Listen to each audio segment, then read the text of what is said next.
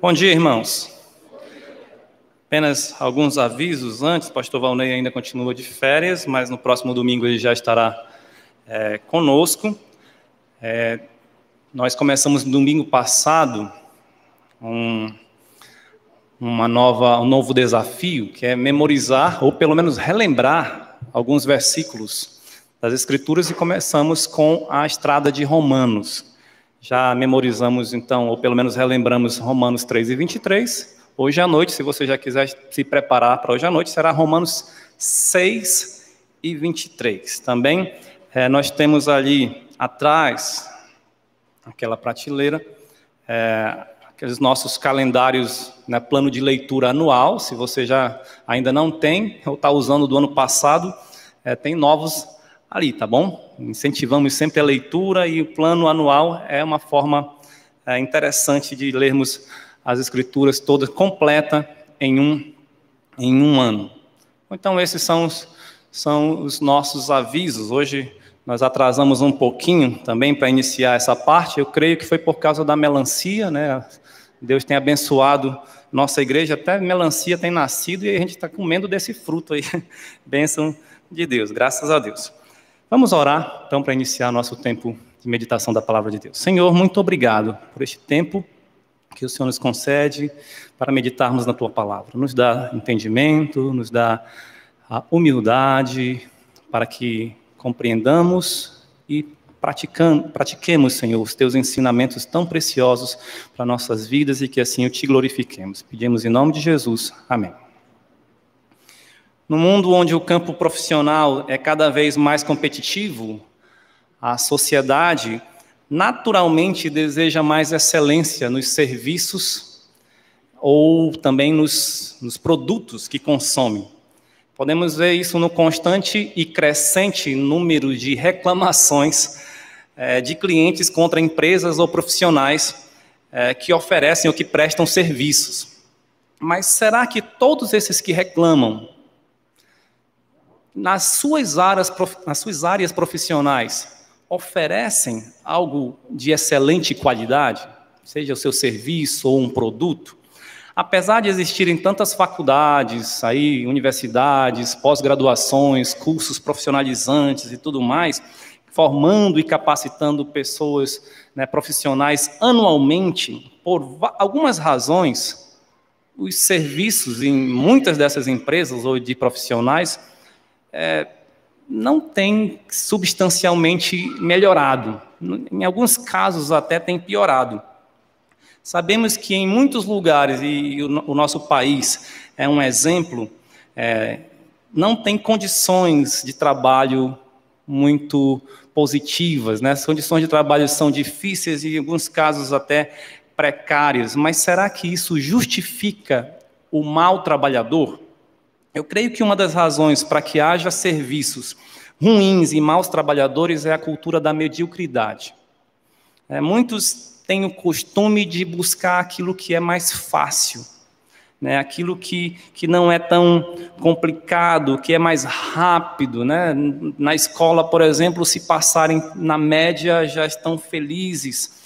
Eles preferem ser espertos a experts.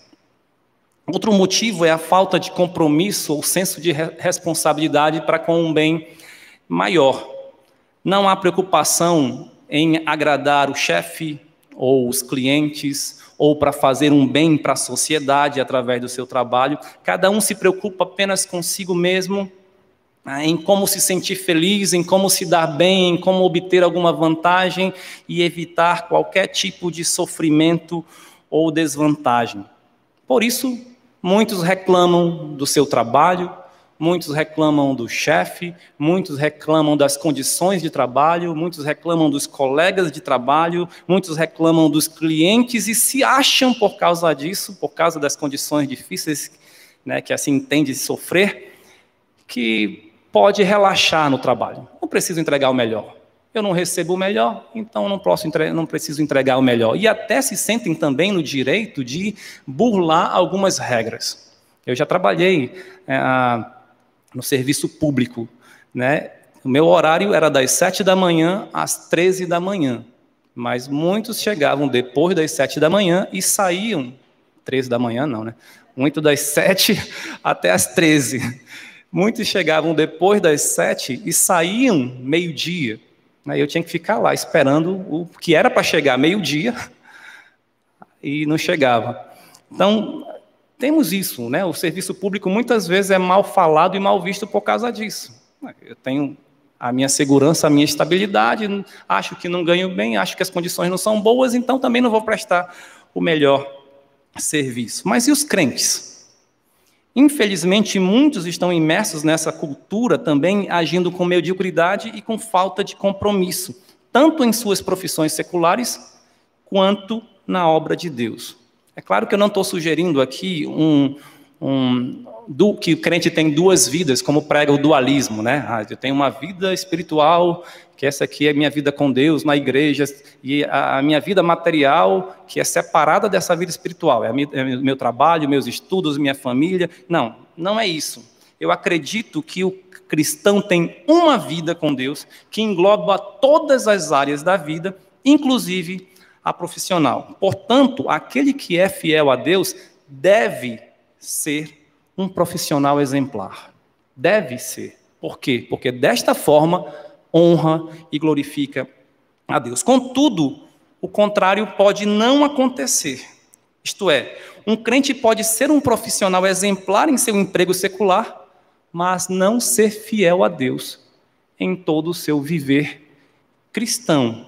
Talvez porque o seu emprego, o seu trabalho, tomou o lugar de Deus. Sabe, muita gente é excelente na sua área profissional, né? Bem visto, bem sucedido, mas não vem para a igreja, não lê a Bíblia, não prega o Evangelho, não se interessa pelas coisas de Deus.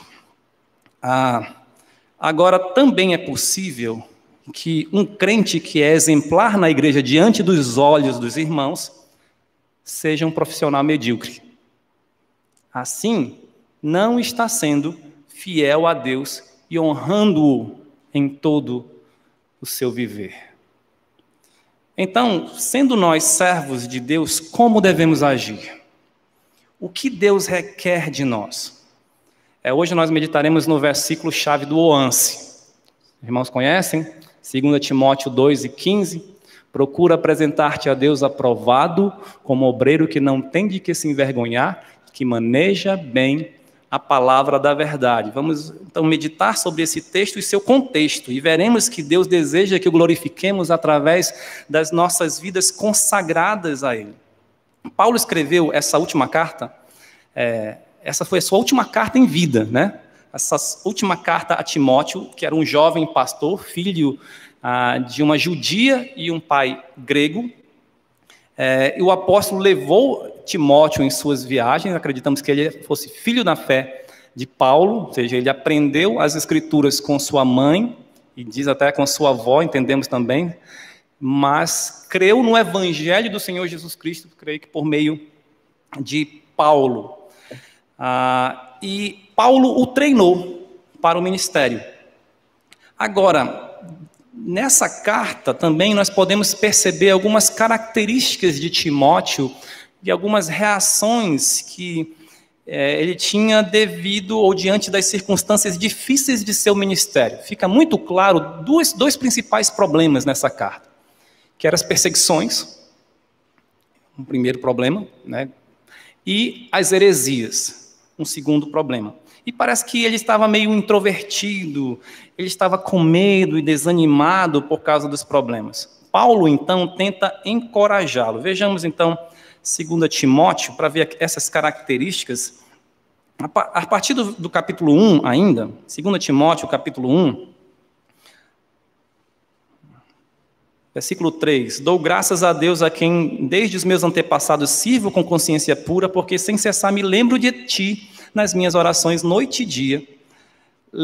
Lembrado das tuas lágrimas, estou ansioso por ver-te e para que eu transborde de alegria. Veja, ele estava chorando, né? Parece que Timóteo tinha esse costume, possivelmente por causa dos problemas. Agora, passando mais para frente, versículo 6. Por esta razão, pois, te admoesto que reavives o dom de Deus que há em ti pela imposição das minhas mãos. Reavives o dom. talvez ele estava um pouco desanimado, né? Versículo 7, porque Deus não nos tem dado espírito de covardia, mas de poder, de amor e de moderação. Parece que ele estava com medo. Diz, ei, reavives o dom que há em ti, pela imposição das mãos. Deus não nos dá espírito de covardia. Tenha coragem. Olha o versículo 8. Não te envergonhes, portanto, do testemunho de nosso Senhor, nem do seu encarcerado, que sou eu. Pelo contrário, participa comigo dos sofrimentos a favor do Evangelho segundo o poder de Deus. Outra característica que parece que ele estava com vergonha. Não te envergonhes do testemunho de Cristo, da mensagem de Cristo. Cristo morreu crucificado, né? E isso não é motivo de vergonha para nós. É poder de Deus. Não te envergonhes também daqueles, como eu, que estão sofrendo por causa do Evangelho. Então, a gente vê já algumas características aqui. O velho missionário não negou as dificuldades. Não negou. Inclusive, se nós continuarmos lendo aqui este capítulo, ele diz que estava sofrendo. Olha o versículo 12. Por isso estou sofrendo estas coisas. Todavia não me envergonho, porque sei em quem tenho crido e estou certo de que Ele é poderoso para guardar o meu depósito até aquele dia. Então, ele reconhece o sofrimento. Ele estava sofrendo. Mas ele encoraja, exorta o seu filho na fé a permanecer firme na obra do Senhor.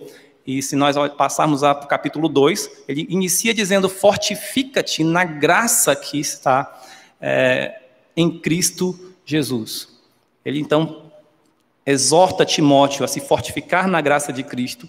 E aqui nós percebemos, então, que os problemas e os sofrimentos não eram, nem são ainda hoje, motivos para pararmos de servir ao Senhor, nem para o servirmos de modo mais relaxado. Ao contrário do que muitos profissionais, trabalhadores fazem hoje, se acham que a condição de trabalho está ruim, trabalham também de uma forma mais relaxada. Na obra de Deus, não é isso que deve acontecer. Devemos nos apresentar diante de Deus de modo que sejamos aprovados por Ele. E com toda perseverança, mesmo diante dos desafios. Como podemos, então, servir ao Senhor ou honrar a Deus com as nossas vidas? O que é ser aprovado? Poderia ser traduzido como agradável ou aceito. Ele foi julgado aceito, aceitável, bom, né? A palavra traduzida por aprovado tem essa ideia. Então, o servo, o obreiro aprovado, é aquele que é agradável a Deus.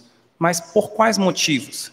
Nós podemos nos lembrar na história do mundo, né, especialmente relatado pelas Escrituras, algumas pessoas que foram observadas por Deus e foram agradáveis a Ele, ou, podemos dizer em outras palavras, aprovadas por Ele.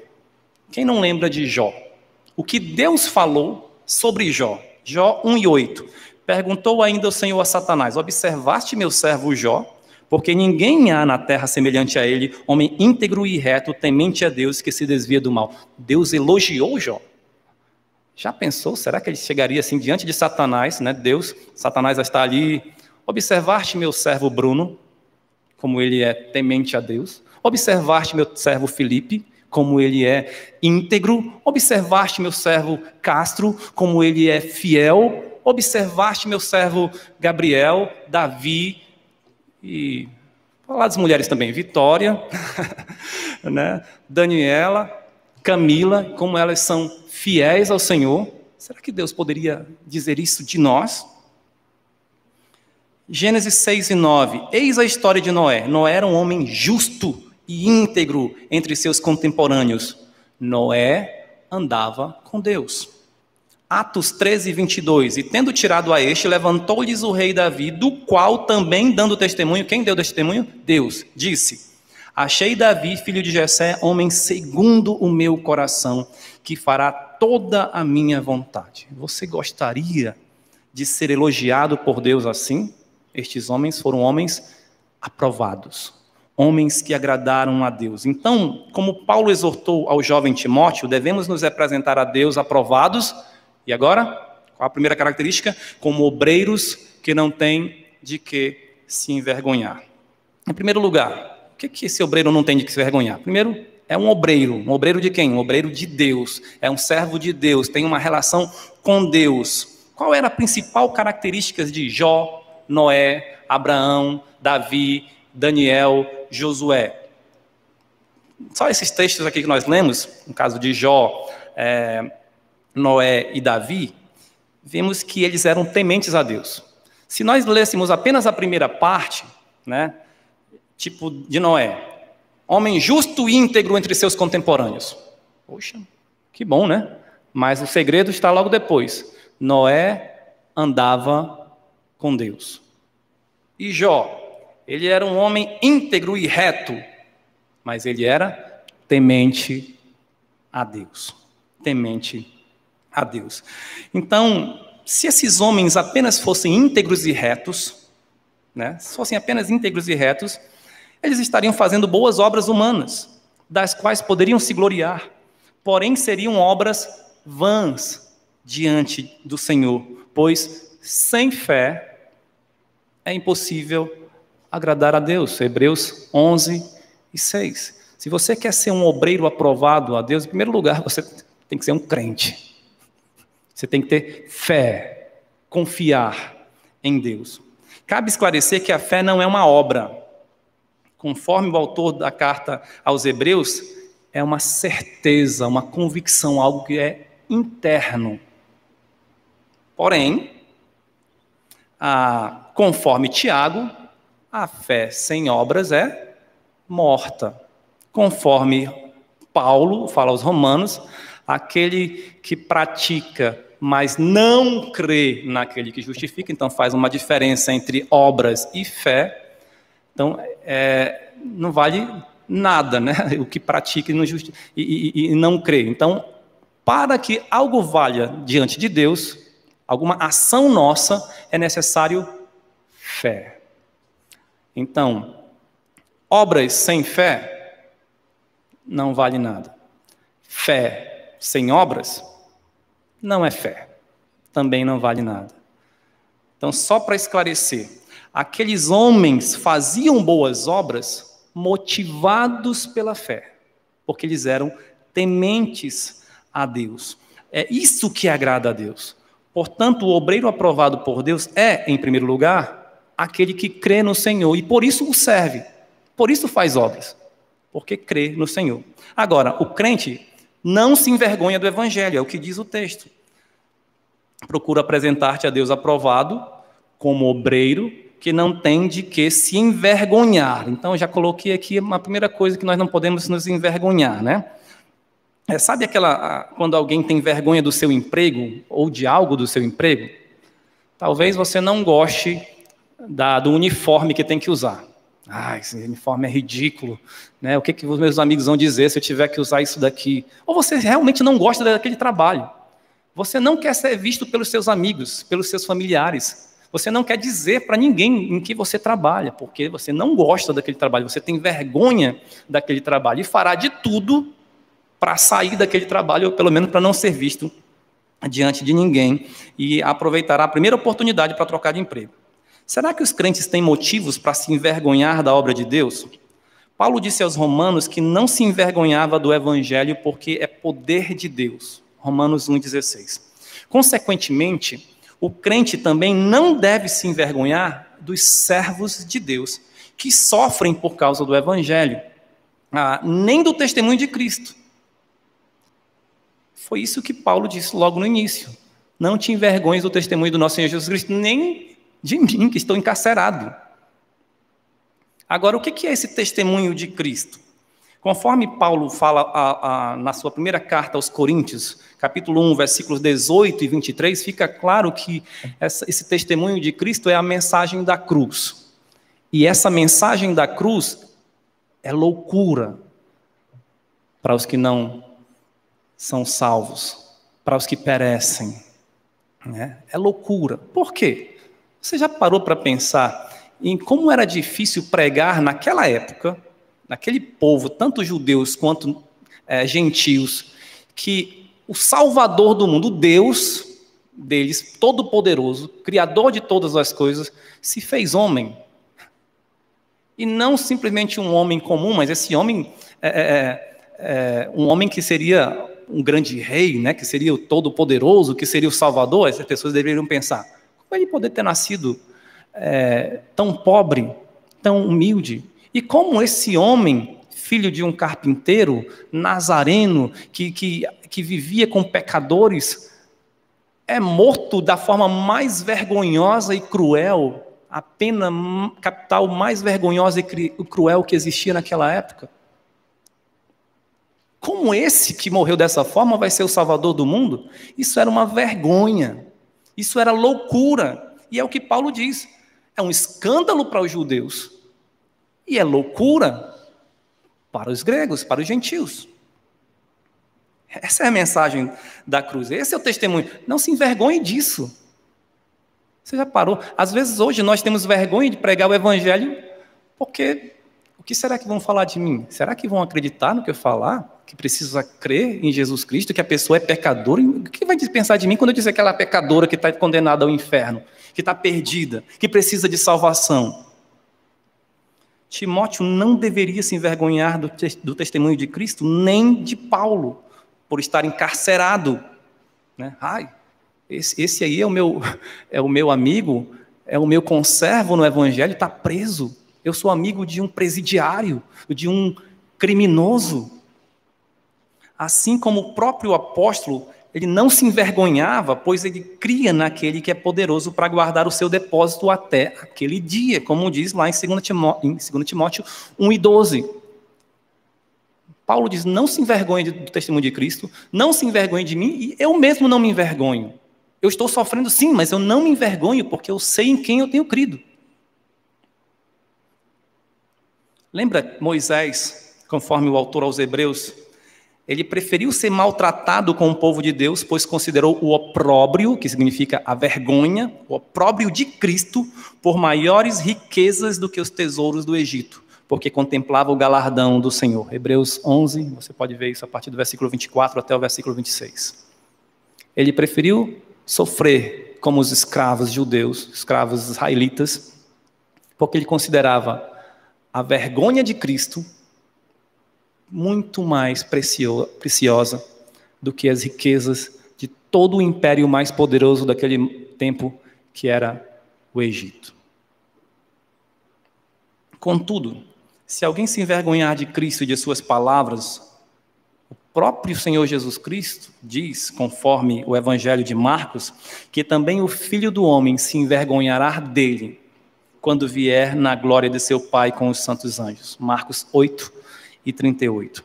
Aquele que não se envergonha de Cristo, Cristo também não se envergonhará dele na sua vinda, antes dará a ele galardão. Paulo tinha esperança gloriosa do Salvador, mas quantos crentes parece que se esqueceram das coisas eternas, porque só estão vendo as coisas do agora, do aqui, por isso sofrem mais ainda. Não estou dizendo que não teremos sofrimentos, teremos, mas se os nossos olhos, se o nosso coração, se a nossa mente estiver focada nas coisas eternas, nós nos gloriaremos e nos alegraremos nessa esperança. Nessa esperança. Não ficaremos apenas murmurando e reclamando da vida. O apóstolo lembra Timóteo que foi abandonado por todos os da Ásia, dentre eles Fígelo e Hermógenes, conforme o capítulo 1, versículo 15. Estás ciente de que todos os da Ásia me abandonaram, dentre eles cito Fígelo e Hermógenes. E se a gente for lá para o capítulo 4, versículo 16, ainda tem outros. Na minha primeira defesa, ninguém foi a meu favor, antes todos me abandonaram. Que isto não lhe seja posto em conta. Quando Paulo fala que isto não lhe seja posto em conta, fica claro que ele considera que aqueles eram crentes, eram irmãos, eram servos de Deus, mas por motivo de medo ou de vergonha, não estiveram presentes na defesa de Paulo. Não estiveram. Irmãos, como é fácil acharmos grandes motivos para não fazermos aquilo que o Senhor quer que façamos. Cansaço, Ah, pastor, estou muito cansado hoje para ir para a igreja. Estou muito cansado hoje para ir para o evangelismo. Eu estou muito cansado hoje para ler a minha Bíblia, para estudar a palavra de Deus. Falta de tempo, pastor, eu sou muito ocupado, estou muito atarefado, tantas atividades, eu não tenho tempo para fazer evangelismo, para ler a Bíblia. O clima. Ah, pastor, hoje está muito quente. Ah, pastor, hoje está muito frio. Ah, está chovendo. Ah, acho que vai chover. Está muito ventilado. Né? Ah, está muito abafado. Distância. Ah, é muito longe. Dificuldades. Pastor, é muito difícil pregar o evangelho. Pastor, é muito difícil fazer tal coisa. Pastor, como é difícil ir até tal lugar.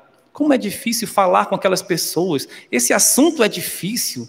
Eu não consigo entender aquele professor da escola dominical que só fala coisas difíceis. Tudo é difícil. Talvez você tenha medo.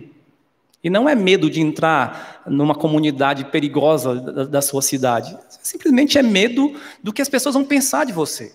E aí a gente pode chamar isso de vergonha. As pessoas da nossa sociedade atual estão cada vez mais frágeis, hipersensíveis, presas à filosofia do politicamente correto. Coitado de mim. Vivem então na vitimização. Eu não posso fazer isso. Quem sou eu para fazer isso? Não, isso é trabalho do pastor. Ele estudou para isso, né? Isso é trabalho dos missionários, isso é trabalho dos professores, dos irmãos fulano de tal, dos diáconos. Não. Quem sou eu para fazer isso? Imagina se Paulo desistisse de ser cristão porque alguém diria para ele que ele perderia todo o seu status e influência no sinédrio judaico. Imagina se Paulo desistisse de pregar o evangelho por alguém dizer-lhe que as pessoas não iriam ouvi-lo, já que ele tinha sido perseguidor da igreja. Imagina se Paulo desistisse de ser missionário quando soubesse que teria que trabalhar duro fazendo tendas para poder se sustentar porque algumas igrejas não iriam sustentá-lo. Imagina se Paulo desistisse de seu ministério por causa do seu espinho na carne, ou por causa das perseguições, ou por causa das prisões, ou por causa dos açoites, ou por causa dos naufrágios, ou por causa da fome, ou por causa de tantos outros perigos e necessidades que enfrentou. Lembra quando aquele profeta Ágabo, né, pegou o cinto de Paulo, né, e disse assim, olha, assim como acontece com esse cinto, é o que vão fazer com o dono do cinto em Jerusalém. E aqueles irmãos disseram, Paulo, não vá a Jerusalém. Veja lá, Atos 21, 10 a 14. Não vá a Jerusalém. Vão te prender, vão te matar. E o que Paulo respondeu? Eu estou pronto não só para ser preso, mas até para ser morto por causa de Cristo. Paulo não era frágil nesse sentido. Ele tinha um espinho na carne, ele tinha suas doenças, tinha suas dificuldades humanas, mas Deus lhe deu forças. Aliás, se você ler o livro do pastor Valbert Veras, intensamente, tem quase o último capítulo, ele baseado ali, influenciado por um professor libanês, deixa eu ver se eu lembro o nome, Nassim Nichols Taleb, não sei. E, claro, fazendo um link com a teologia, ele chega à conclusão, Deus não quer que sejamos frágeis. Jó não era frágil. Leia o livro, recomendo. Muito bom. Então, Paulo não se vitimizou. Antes, ele cantou louvores a Deus preso ao tronco num cárcere em Filipos. E agora, ele estava preso numa masmorra muito pior, fria, em Roma, prestes a ser decapitado por ordens de Nero. O velho apóstolo, então, mesmo assim, escrevera a Timóteo para encorajá-lo. Encorajá-lo. Deus quer que sejamos fortes nele, no Senhor Jesus Cristo. Então Paulo cita Onesíforo, continuando um pouquinho mais, você percebe aí que, no capítulo 1, né? Vamos ao capítulo 1, versículo 16. Conceda o Senhor misericórdia à casa de Onesíforo, porque muitas vezes me deu ânimo e nunca se envergonhou das minhas algemas. Antes, tendo ele chegado a Roma, me procurou solicitamente até me encontrar. O Senhor lhe conceda, naquele dia, achar misericórdia da parte do Senhor. E tu sabes melhor do que eu quantos serviços me prestou ele em Éfeso. Alguns estudiosos acreditam que Onesíforo já estava morto. Por isso, Paulo não cita simplesmente o nome Onesíforo, mas ele cita a casa de Onesíforo. E por isso, no versículo 18, ele fala: Deus conceda misericórdia naquele dia. É uma possibilidade. Se isso realmente ocorreu, também pode ter sido por causa desse serviço aqui. Por causa dessa busca por Paulo para ajudá-lo até na prisão. Ele não se envergonhou de Paulo ser considerado um criminoso, de Paulo ser um prisioneiro. Antes, ele serviu a Paulo. Então, observe que assim Timóteo deveria continuar servindo e não abandonar a obra, lembrando que o seu ministério era uma obra excelente. Lembra que Paulo falou na sua primeira carta a Timóteo, capítulo 3, versículo 1, aquele que aspira ao episcopado, excelente obra almeja. Timóteo era um pastor. Então, a vergonha do obreiro impede o serviço, mas a honra o impele a servir. Se Timóteo permanecesse com medo, envergonhado, isso prejudicaria o seu serviço, porque ele pararia de servir. Mas se ele tivesse a honra, né, de Deus, ou seja, eu estou fazendo a obra de Deus, e isso é honrado. Eu quero honrar ao meu Senhor, ele o serviria mais. Você tem vergonha do Evangelho? Você tem vergonha de ser cristão? De falar de Cristo? Se tem vergonha, não é um obreiro aprovado. O obreiro aprovado por Deus não tem do que se envergonhar, mesmo diante das dificuldades do ministério. E mais, o crente não deve ser ou dar motivo de vergonha. Ele não vai encontrar vergonha, motivo de vergonha em Deus, no Senhor Jesus Cristo, nos servos de Deus que sofrem por causa do Evangelho, nem na obra de Deus, mas ele também não pode ser motivo de vergonha. Naquele tempo, não existia moedas ou cédulas como nós temos hoje. E as moedas eram muito imperfeitas. Você pegava um tipo de metal, derretia e então moldava e fazia aquelas moedas. Mas os cambistas, muitos deles eram um metal mais maleável. Muitos desses cambistas que trocavam então produtos em moedas, eles raspavam parte daquele metal e eles davam essas moedas com um peso menor. Ou seja, eles estavam prejudicando o outro, né? Eles estavam fazendo uma fraude.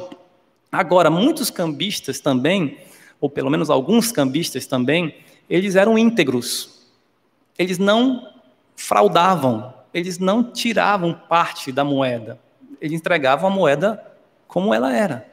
Eles eram chamados de dócimos, ou aprovados. É exatamente essa palavra aqui. Procura apresentar-te a Deus aprovado. Aprovado. Meus irmãos, sabemos que servir ao Senhor é algo nobre, mas não é fácil. Não é fácil manter a integridade nesse mundo. Por isso, em nosso texto, Paulo diz: procura apresentar-te a Deus aprovado. Essa palavra procura pode perder um pouco da sua força, porque pode dar a ideia de simplesmente, eu vou tentar achar alguma coisa, ou eu vou fazer algo se for possível. Mas a ideia dessa palavra procura, no original, é de se esforçar, é de ser diligente, ou de apressar-se, dando a ideia de urgência, ou de algo imprescindível. Deus requer de nós que nos esforcemos para fazermos o que é excelente, para sermos aprovados. Não é porque todo mundo faz algo errado ou age mediocremente e sem compromisso que devemos fazer o mesmo. O servo do Senhor deve ser íntegro e irrepreensível para não ser motivo para se envergonhar de si mesmo, nem envergonhar o Evangelho causando motivo de escândalo. Vejamos alguns exemplos. 1 Coríntios 15, 34, Paulo diz assim: tornai-vos a sobriedade como é justo e não pequeis. Tornai-vos a sobriedade. Aqueles irmãos não estavam sendo sóbrios, né? E aí continua: porque alguns ainda não têm conhecimento de Deus, e isto digo para vergonha vossa. Parece que aqueles irmãos não estavam cumprindo a sua missão. 2 Coríntios 6, 1 a 3, diz assim: nós, na qualidade de cooperadores com ele, também vos exortamos a que não recebais em vão a graça de Deus, porque ele diz: eu te ouvi no tempo da oportunidade, te socorri no dia da salvação, eis agora o dia da salvação. Não dando nós nenhum motivo de escândalo em coisa alguma, para que o ministério não seja censurado. Deus não quer isso. Que o sirvamos de modo relaxadamente, ou que façamos alguma coisa que ele não quer que façamos, e então o evangelho é censurado. Tipo, quando a pessoa diz: o quê? Você é crente? Nem parece. Você está envergonhando o evangelho. Aquela pessoa está pregando o evangelho, mas ela também faz tanta coisa errada, como é que ela prega o evangelho agora? Quem que vai acreditar nessa pessoa? 1 Pedro 3, 15 a 17. Antes santificai a Cristo como Senhor em vosso coração, estando sempre preparados para responder a todo aquele que vos pedir razão da esperança que há em vós, fazendo-o todavia com mansidão e temor, com boa consciência, veja, de modo que naquilo em que falam contra vós outros, fiquem envergonhados os que difamam o vosso bom procedimento em Cristo. Porque se for da vontade de Deus, é melhor que sofrais por praticardes o que é bom do que praticando o mal. Veja, em muitos casos, nós iremos sofrer por causa da integridade, por causa de Cristo. E, segundo esse texto de Pedro, se for da vontade de Deus que soframos por fazer o bem, que assim seja, porque é melhor do que sofrer fazendo o mal. Paulo diz à própria igreja de Corinto, embora ele defendesse que a igreja deveria contribuir com ele no seu ministério financeiramente, ele diz: olha, eu não quero receber de vocês porque eu não quero impedir o evangelho.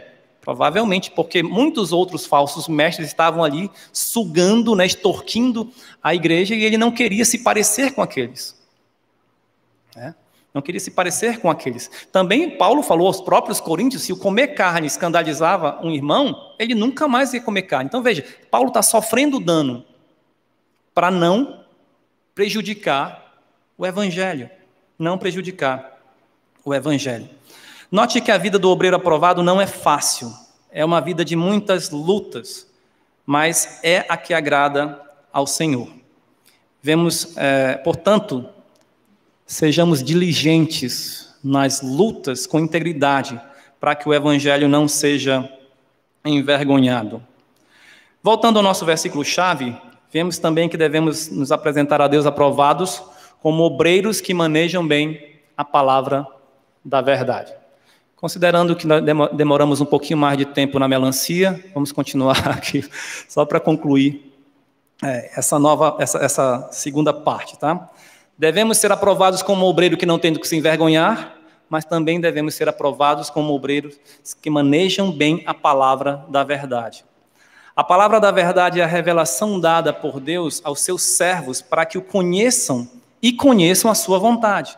Então, nada mais justo de que o obreiro aprovado se esforce para conhecer bem a palavra de Deus, a fim de exercer bem o seu ministério. Lembra do que Deus disse a Josué, em Josué 1:8, né? Medita na lei dia e noite para fazer tudo conforme nela está escrito, e assim serás bem-sucedido. Timóteo foi exortado a manter o padrão das sãs doutrinas. Você vê isso em 2 Timóteo 1:13. Mantenha o padrão das sãs palavras que de mim ouviste, e com fé e com amor que está em Cristo Jesus. Também Timóteo foi exortado a permanecer naquilo que aprendeu, conforme capítulo 3, versículo 14. Tu, porém, permanece naquilo que aprendeste e de que foste inteirado, sabendo de quem o aprendeste. Observe os contextos e nós veremos que nos dois casos, Paulo acabara de falar sobre problemas. No versículo 12 do capítulo 1, ele fala que estava sofrendo essas coisas e não se envergonhava. E aí ele diz, mantém o padrão dessas doutrinas. No capítulo 3, versículos 10 a 13, nós podemos ler pelo menos o 12, ora, todos quantos querem viver piedosamente em Cristo Jesus serão perseguidos. Aí mais os homens perversos e impostores irão de mal a pior, enganando e sendo enganados. Aí versículo 14, tu, porém, permanece naquilo que aprendeste. Fica claro que a palavra de Deus nos sustenta em meio às dificuldades, às lutas, aos sofrimentos. É nesta carta que Paulo fala da Escritura como divinamente inspirada e proveitosa para nós, útil, lucrativa para nós. 2 Timóteo 3, 16 e 17, toda a Escritura é inspirada por Deus e útil para o ensino, para a repreensão, para a correção, para a educação na justiça, a fim de que o homem de Deus seja perfeito e perfeitamente habilitado para toda boa obra. Ela é proveitosa para quê? Depois que aprendermos, para fazermos um bom trabalho para Deus. Timóteo é bastante encorajado por Paulo a transmitir a palavra de Deus, quer pela instrução ou pregação ou exortação. Paulo havia dito desde sua primeira carta que o bispo deve ser apto para ensinar. 1 Timóteo 3 e 2. E repetiu isso em 2 Timóteo, capítulo 2, versículo 24. Ora, é necessário que o servo do Senhor não viva a contender, e sim deve ser brando para com todos, apto para instruir, paciente. Vejamos ainda outros textos nesta mesma carta, 2 Timóteo 4, 2 a 5.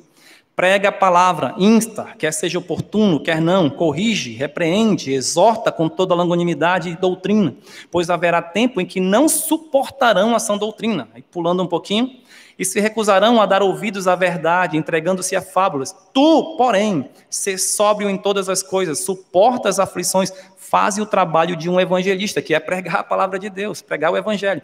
Cumpre cabalmente o teu ministério. Por mais que as pessoas não queiram ouvir, e por mais que haja perseguição e sofrimento, faça o seu trabalho. Antes que você venha dizer ou pensar que essa exortação é apenas para os pastores e para os missionários, já que Paulo falou a Timóteo, que era um jovem pastor, observe 2 Timóteo 2, 1 e 2.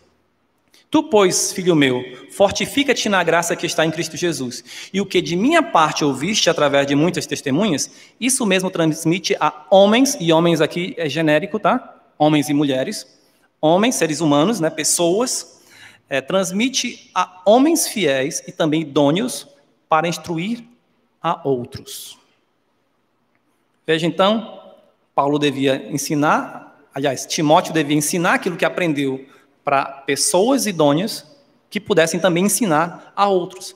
Além disso, Paulo havia dito em sua primeira carta que Timóteo devia se tornar padrão dos fiéis, modelo, exemplo. Então, o pastor tem que ter um testemunho a ser seguido pelas ovelhas. É o que Pedro fala também na sua primeira carta, 1 Pedro 5 e 3, que o pastor é o modelo do rebanho. Agora, Paulo ainda revela que Timóteo já conhecia as Sagradas Letras desde a infância. 2 Timóteo 3 e 15. Quem o fez conhecê-la? Certamente sua mãe Eunice e sua avó Lloyd eram judias, conheciam a Torá, eram tementes a Deus e provavelmente creram posteriormente no Evangelho. Assim também nós, pais, temos a responsabilidade e privilégio de transmitir a palavra de Deus a nossos filhos. Para isso, precisamos manejá-la bem. Lembra de Deuteronômio 6? Nós leremos hoje à noite. Os pais devem inculcar em seus filhos a palavra de Deus, a lei de Deus, estando assentado em sua casa, andando pelo caminho, ao deitar-te, ao levantar-te, deve colocar ela nos umbrais da porta, sobre a testa, nas mãos. É dever dos pais. Lembra de Provérbios 22 e 6? Ensina a criança no caminho em que deve andar. Os pais devem ensinar os seus filhos a palavra de Deus. É inadmissível ao crente, ao obreiro do Senhor, não saber utilizar bem a sua principal ferramenta de ministério, a Bíblia. Todos os crentes devem aprender e estudar a palavra de Deus e se tornarem professores ou transmissores, ensinadores da Bíblia. Colossenses 3:16, habite ricamente em vós a palavra de Cristo, instruí-vos e aconselhai-vos uns aos outros. A grande comissão, nós devemos fazer o quê? Discípulos. Quem é que ensina discípulos? É o professor. Fazer discípulos, ensinando-os a guardar todas as coisas que eu vos tenho ordenado. Quem que vai ensinar? São os discípulos de Cristo, que devem fazer discípulos, devem ensinar. Como vamos ensinar alguém se nós não conhecemos bem a palavra de Deus? Se nós não a manejamos bem? Naquela época da dispersão, da diáspora, por causa da perseguição dos crentes, muitas igrejas foram surgindo onde esses crentes foram. Será que isso é possível fazer hoje? Vamos dizer que você passe num concurso e vai morar numa cidade, e lá naquela cidade você descobre que não tem uma igreja. Pelo menos não uma igreja que prega fielmente a palavra de Deus. Você vai começar um trabalho lá, você é capacitado para começar um trabalho lá, ou você acha que precisa fazer seminário para isso? Aqueles homens fizeram um seminário. Muitas cartas que Paulo escreveu para certas igrejas, não foi ele que fundou, mas foram crentes, que talvez estiveram no dia de Pentecostes e foram depois para suas cidades, ou que por causa da perseguição foram para outras cidades. Nós devemos manejar bem a palavra de Deus. Nenhum crente pode ter desculpa de dizer, eu não sei evangelizar. A palavra nos previne de pecar. A palavra de Deus nos dá saúde espiritual. A palavra de Deus nos fortalece a fé.